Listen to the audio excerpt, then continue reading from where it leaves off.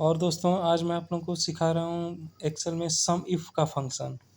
देखिए आप लोगों के सामने एक्सेल खुला हुआ है, इसमें कुछ डेटा है। इसी डेटा पे मैं आपको बताऊंगा कि सम इफ़ का फंक्शन कैसे यूज़ होता है। तो इसमें कुछ नहीं करना होता, सिंपल आप फार्मूला लिखेंगे। जैसे नेम लिखा हुआ है, मार्क्स लिखा हुआ है, सब्जेक्ट लिखा हुआ है ना, तो मैं सिर्फ आज सम इफ़ आपको बताऊंगा कि सम इफ़ को यूज़ कैसे करना है, सम इफ़ फंक्शन को कैसे, सम को आप आ गया सम यूज़ करना आप जानते होंगे, मैंने अपने इसमें चैनल में बताया।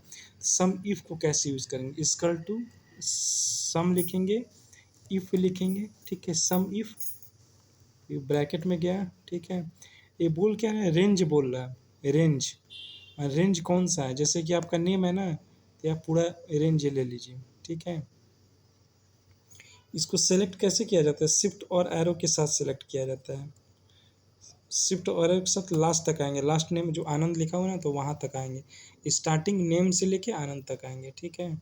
उसके बाद आप क्या करेंगे, रेंज के बाद इसमें क्या दिया हुआ है, कॉमा, आप भी कॉमा दोगे। फिर बोला कि कैटेरिया, कैटेरिया आप किसका मार्क्स देखना चाहते हो, पंकज का, रोहित का, आनंद का कि अमित का। तो हम देखना चाहते हैं आनंद का मार्क्स कितना है।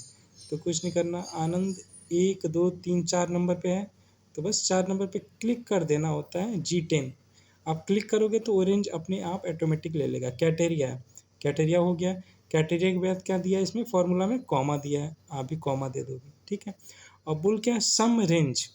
तो अब ये मार्क्स जो है ना, ये आपका सम रेंज होता है, ठीक है। मार्क्स इसी में लिखा हुआ है ना, आपने रेंज ले लिया नेम का, फिर कैटेरिया में लिख लिया आनंद। अब मार्क्स में क्या गया, मार्क्स में आप इसको आ गए, ठीक है। अब मार्क्स को भी आप ड्रैग करोगे शिफ्ट के साथ, ठीक है, लास्ट तक लोगे, आनंद के साथ लोगे, ठीक है। सम रेंज ले लिया, अब ब्रैकेट क्या करोगे, क्लोज, शिफ्ट के साथ एक क्या होता है, क्लोज होता है। फिर आप इंटर करो, आपका रिजल्ट क्या आना चाहिए, 40 आना चाहिए फार्मूले के अकॉर्डिंग, ठीक है।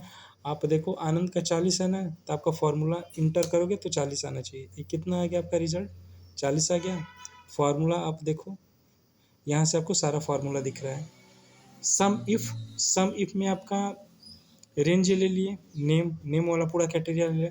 आप किसका देखना चाहते हो, आनंद का, तो आनंद G10 में है, G10 ले लिए। फिर मार्क्स वाला रेंज आप ले लोगे, ये मार्क्स जो आनंद का मार्क्स लिखा हुआ है इसी में लिखा हुआ ना, अमित का लिखा, पंकज का लिखा, रोहित का निकालो। तो ये सम इफ आप ऐसे यूज़ कर सकते हो, ठीक है। ये बहुत यूज़फुल फार्मूला है, कहीं भी आप जाओगे तो इसका यूज़ होगा। चाहे आप स्कूल में टीचिंग का जॉब कर रहे हो या किसी कंपनी में एक्सेल पे काम कर रहे हो, एक्सेल आपका सबसे इम्पोर्टेंट पार्ट होता है।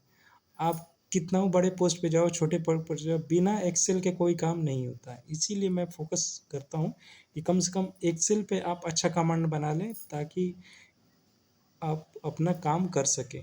इसलिए एक्सेल का यूज़ हर जगह होता है, बड़ी से लेकर छोटी कंपनी में भी, ठीक है। Thank you for watching.